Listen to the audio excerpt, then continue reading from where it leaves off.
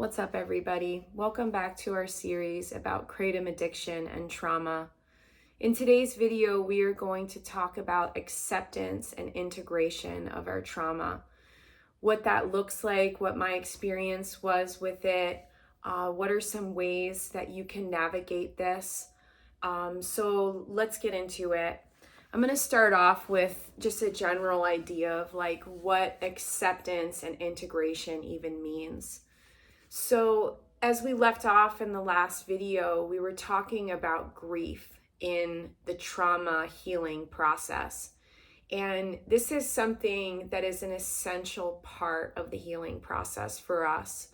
When we have gone through trauma, we have lost something, whether it be the part of our childhood or the part of our life where we experience the trauma, whether it be a relationship that either the person who was our abuser or responsible for the trauma, or it could be something that, our relationships are affected by different aspects of our PTSD and the healing process of our trauma along over the years. And so our relationships can be strained and can be affected in that way. And then there's a grieving that comes from the people that we've lost. It can be that we grieve who we were and the part of us that was lost to the actual trauma itself. So we went through what the grieving process could look like in the last video. And we did touch on very shortly that the acceptance part of the grieving process is an essential. All of the parts of the grieving process are essential, but acceptance is a very important part of the process. And that happens when we have gone through the grief of our loss. And then we get to the point where we are able to accept it. Because sometimes it can take a long time. It can take years to get to this point where we are able to accept what's happened to us. So in today's video, we're going to talk about what that looks like. So I'll share about my experience first. As you've been hearing, as these videos have unfolded over the past weeks, and I think we're going on months now, I've told you a little bit about my story of what I went through in my life, what my trauma looked like, generally speaking. And then we've been getting into slowly but surely how things play out. We've looked at as well how that has interwoven with my kratom addiction. And we've talked about different aspects of how trauma and addiction they go together. And so at this point in my experience, I shared about my grieving process last time. But now what did acceptance look like for me? And then we'll get into what integration means in a second. So for me, I had gotten to the point in my recovery where I was able to look at and process what had happened to me. And I was doing this in my sobriety and in my recovery journey. And that's when I really went through the grieving. Because for me, using, whether it be weed, whether it be kratom, whatever it was, even, for me, I was a big coffee drinker and I stayed so busy in my life. And so all of these things together just kept me distracted. So when I came out of my kratom addiction and I was into, the first couple years of my recovery process, I was completely sober for the first time in 15 years because I had been a big weed smoker for those 15 years. And the last of those was the 3 years of my kratom addiction. And so this was the first time that I had looked at what had happened to me and the traumatic things that I had experienced in my life. And it was a very difficult process to go through the grieving, but I got to the point where I allowed myself to feel the feelings of that grief. I allowed myself to mourn what I had lost, mourn the childhood that I never had, mourn the family that I had always wanted but I had never had.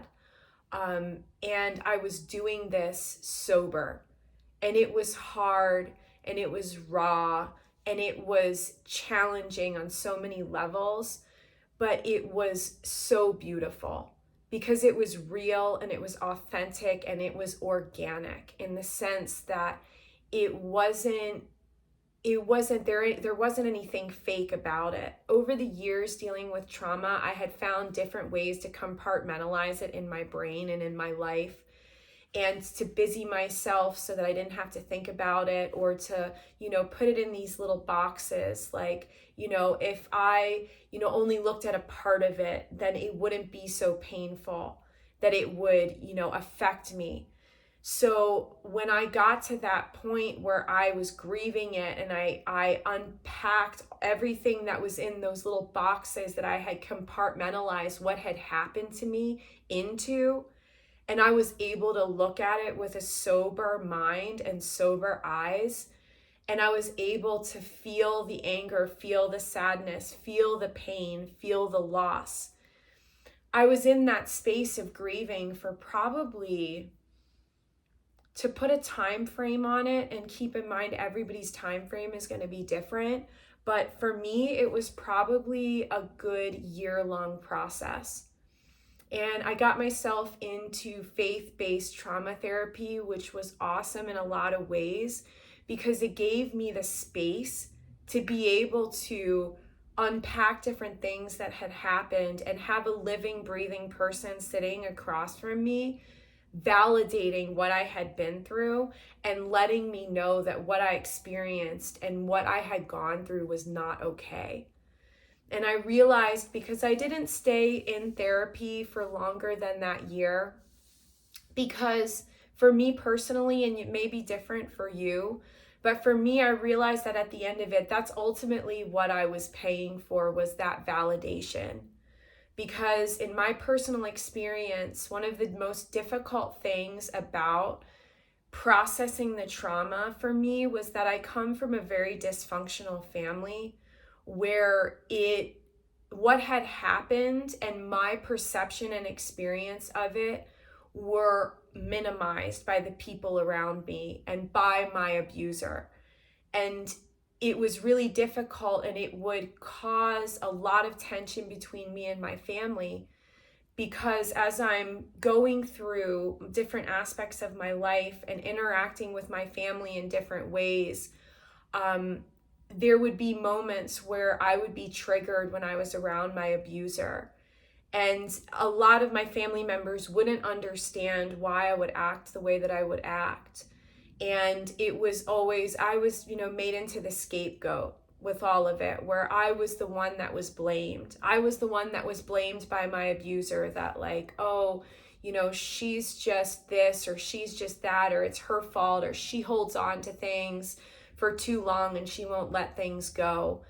And so that was one of the most difficult aspects of experiencing trauma and then trying to heal from it in the only ways that I knew how, was that my everything that I had been through was always minimized and kind of brushed under the rug. So for me to have that space where I was with a professional that was qualified to tell me that when I told her the things that I had been through, and the abuse and the trauma and the neglect and the physical, the physical aspect of different parts of my abuse, different things that went on, I was able to sit across from this professional and have her say to me that you are valid in how you feel. You are valid in your feelings that this was wrong. So for me, having that time and that space as I was going through my grieving was really important. I understand, you guys, that good therapy especially is not possible for all of us. And so I want to encourage you, though, that you don't need therapy to go through this. I'm not saying that it can't be useful. I'm not saying that I have anything against it. But I believe that a lot of this work that we're going through is something that happens on a personal level. So if you're in a position where you can't afford good therapy, or the therapy that you can, you're not matched with the right, sort of person that can help you, I want to let you know that you can you can do a lot of this work on your own. And I believe that that's how it's intended to be too. So I had gotten to this place where I had gone through this year of this grieving process, this year of in therapy, bringing everything to the table and sorting it out with a professional. And I got to the point about a year later where I started to feel the burden, the weight of what I was experiencing as I was going through this healing process. I started to feel the burden lift. And I started to get to the point where I was able to see things from other perspectives. This is 100% interwoven with my kratom addiction recovery process. Because as my brain and my body were healing from my addiction, my perspectives were able to change. And we've talked about this before on this channel, that kratom has this weird way of like causing this resentment towards others that have done things to us. And I don't know what the deal is with it. But for me, when I got to a certain point, a year into my recovery and a year into grieving what I had gone through with the trauma and the abuse and everything that I had went through, I started to see a shift and I started to see things differently. And this was when I started to begin the integration process. So what is integration and what does it look like? Integration, and this is something I've never read about this before. A lot of the other aspects of trauma and PTSD and the healing and all of that, I've done a lot of research, but integration is something that is my own concept. Maybe somebody out there has, I'm not saying it's, this complete novel idea, but it's something that I've come to the understanding of on my own, and I'm including it in this process that we're going into in our series here because it's something that I found was very profound in my healing. So integration to me means that we fully integrate what has happened to us in who we are today. Because with trauma, there is a part of us that is the traumatized person. There is a part of us, like we were saying with the grieving, that we lose to the trauma. And it's almost like there's a hole in our hearts or our soul or our childhood or our life whenever that initial trauma happened. And it's like that hole remains over the years until we're able to learn how to heal it. And to me, healing it is by integrating it into who we are. And then in turn, in that hole that was left from the trauma, we integrate who we are into that hole that's inside of us. So for me, I had a big hole in my heart and in my soul from what I went through in my childhood, from the abuse, from the neglect, from the broken bones, from the times that I was put in harm's way and had 2 near-death drowning experiences because of my mother's neglect. I had these holes inside of me from things that I lost because my mother was an addict and she lost things that greatly affected me. I had these holes in who I was as a person. And so by me healing and grieving and coming to terms with who I was outside of the trauma that I had experienced, by cultivating a new sense of self through who I am now as an adult, and the things that I love to do, and the skills and the talents and the hobbies that I have as a person through my faith. This is who I am now. And in this, I'm able to both simultaneously, integrate who I am now as a person into those holes that I have within myself because of the trauma, and then also integrate what had happened because of the trauma into who I am now. And who I am now is stronger and wiser and with a deeper level of compassion and empathy And so it's like this simultaneous, like beautiful being made whole, an integration of what we lost and who we've become. And by those things literally filling the holes that they had left within us. And so it's this like amazing thing where like, we're never going to be able to change what's happened to us. And I talked about this in other videos in this series that like, we can't change what has happened to us, whether it be something from when we were younger or when we were older. It doesn't matter. Trauma is trauma. We can't change that about ourselves, but what we can do is learn from it and grow from it and change from it. And this doesn't happen overnight. It's a long process. I talked about the grieving process. And then moving forward from there, there is this rebuilding. And I'm going to get into that in a video to come, but like, what does it look like to rebuild after trauma? And so we rebuild and we learn who we are, aside from, unhealthy aspects of us that can be the result from the trauma itself, like addiction, like self-destructive behavior, different aspects of this unhealthiness that really stems from that initial trauma. But like, who are we aside from those things? And we learn that about ourselves, and we cultivate that, and we nurture and nourish those aspects of ourselves. And that then in turn, we become these stronger, more incredible, wiser people because of what we've been through. And then that in turn, we're able to fully integrate what has happened.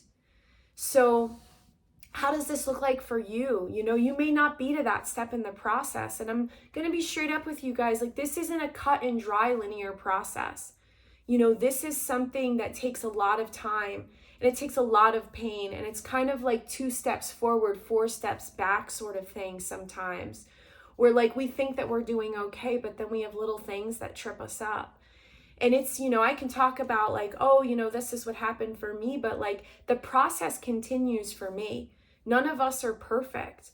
I've made these amazing steps in my life and these revelations about like different aspects of what it is to accept and to integrate and to heal. But, it's a continual process. And this isn't like a cut and dry where like, oh, you go through grief and then you go through acceptance and then you go through integration. No, it's a very fluid, very like it changes and it ebbs and it flows based on different aspects of like us as people and what's going on in our lives. So please don't feel that it needs to be like, done in this specific way. This is just to share about what I've learned and to create a loose framework that you can like start to wrap your mind around. Because I don't know about for you, but for me, when I started getting into like healing from trauma, I had no idea where to start. And it can still be overwhelming because it's like, man, like, how long is this really going to take? But it's honestly a lifelong process, you guys. And just like I'm sharing with these, couple things that we're going over today with acceptance and integration, like there are so many beautiful small victories that happen in this process of healing from trauma and having PTSD and CPTSD. And it is a beautiful, messy, raw journey.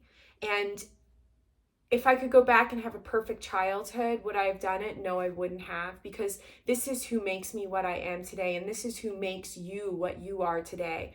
I feel like, going through trauma should be like a superpower, because it makes us such deeper, richer people. And so I encourage you to share if you feel like it. I know that this is, a hard topic to want to share about, but you're welcome to if you'd like to in the comment section below. And as we move forward, we're going to talk about like what it looks like to rediscover ourselves and like rebuild ourselves and restore ourselves. And so that's going to be something really cool that we get into. And then we're going to continue going with just different aspects of this healing process as we move forward. So thanks for watching today, and I'll see you in the next one. Bye.